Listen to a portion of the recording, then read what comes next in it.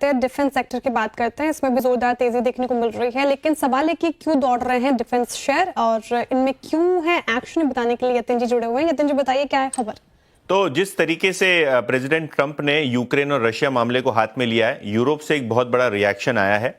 Yesterday अगर आप देखें तो यूरोप ने एक बहुत बड़ा डिफेंस पैकेज जो है अनाउंस किया, जहां वो रियाम यूरोप अगेन के दायित्व के साथ सारे के सारे यूरोपियन कंट्रीज $500 बिलियन तक डिफेंस मैन्युफैक्चरिंग और परचेसेस का अनाउंसमेंट कर सकते हैं। आज भी अनाउंसमेंट्स आ रहे हैं कि करीब $150 बिलियन की credit line European union manufacturing को बढ़ावा देने के लिए यूरोपियन कंपनीज को दे सकते हैं।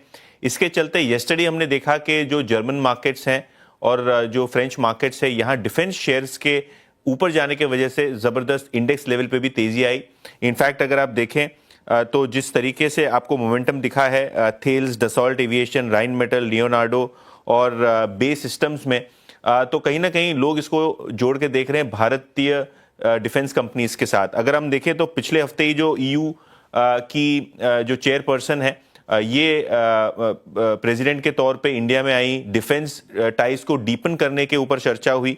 इनफैक्ट इनको लगता है कि जो इंडिया की डिफेंस इंडस्ट्री है वो यूरोपियन यूनियन के डिफेंस सप्लाई चेन में एक बहुत बड़ा योगदान दे सकते हैं।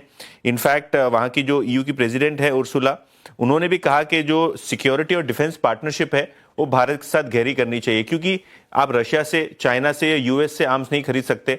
तो कहीं ना कहीं इंडिया को एक रोल प्ले करना हो सकता है सप्लाई चेन में, जिसके वजह से भारतीय डिफेंस कंपनीज भी जोरदार तेजी में है।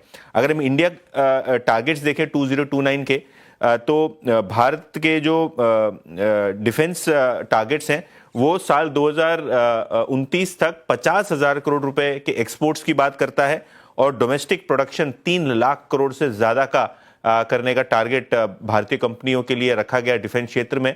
अभी वो करंट फिगर करीब 1.25 लाख करोड़ है, तो यहां से लगभग 3 गुना प्रोडक्शन को बढ़ाना है, एक्सपोर्ट भी बढ़ाना है इसी तर्ज पे।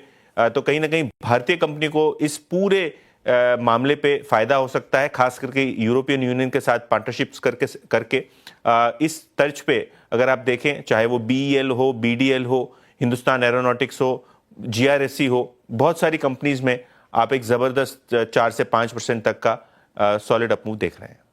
बिल्कुल बिल्कुल सही आकलन पेश किया यतिन ने यहाँ पे। और